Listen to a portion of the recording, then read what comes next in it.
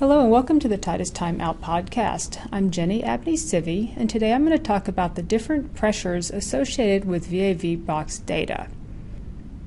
Let me start by pulling up part of a catalog page for our ESV radiated sound data. The data table shows several different pressures. Over here we have minimum delta P. Across the top you see columns for 0.5, 1 inch, 1.5, and 2 inches delta P. And then not shown on the page is that the data assumes 0.25 inches of downstream static pressure as well. So let me draw a VAV box and some ductwork. So here we have the VAV box. Draw an inlet into it, some discharge ductwork, and we're going to make a really bad turn into a diffuser just so I can show this as an example. So I feel I have to say, please don't ever do your diffuser at the end of your ductwork just turning right into it with a hard 90 like this. Okay, so the air is going to leave your box and go through the ductwork and out the diffuser. The pressure loss through this path is your downstream static pressure.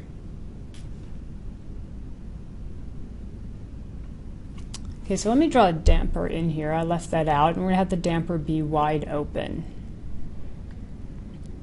The minimum delta P is the minimum pressure loss across the box with the damper wide open. So you can see up here we have maybe 0.4 inches on a size 5 at 300 CFM. Sorry, 0.04 inches. If that's the minimum DP across this box, and we have 0.25 inches downstream, you have to have at least 0.29 inches at the inlet to get the air through the box, through the downstream ductwork in the diffuser, and out into the space. Now up here on the sound data you see shown 0.5 inch, 1 inch, 1.5, and 2 inch delta P. This has to do with the inlet pressure, but it is not equal to the inlet pressure. Let me make a little bit more room here. Sometimes in this sound data table you will see a 1/2 inch, 1 inch, 1.5, and 2 inch inlet pressures. And that is the pressure at the inlet of the box. Delta P is the inlet pressure minus the downstream static pressure.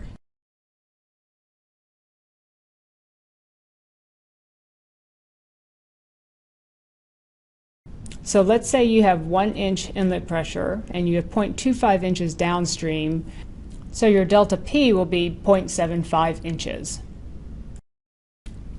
So like the minimum delta P, the delta P shown in the table across the top of the sound data is the pressure loss across the box from the inlet to the discharge. So if I said that the minimum delta P is 0.4 inches, why would I have, say, a 1/2 inch delta P?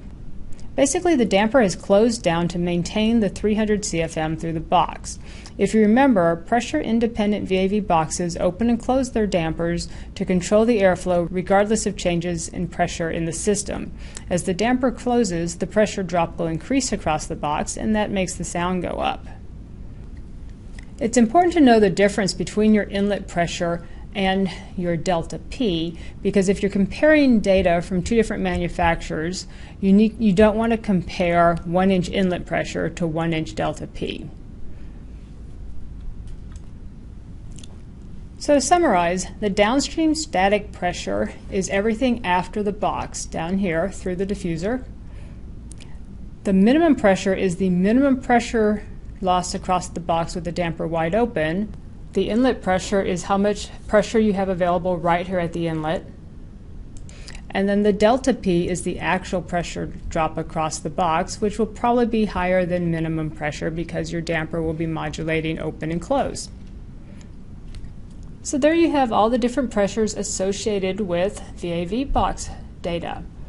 Don't forget to subscribe to our YouTube channel, and thanks for taking a time out with us.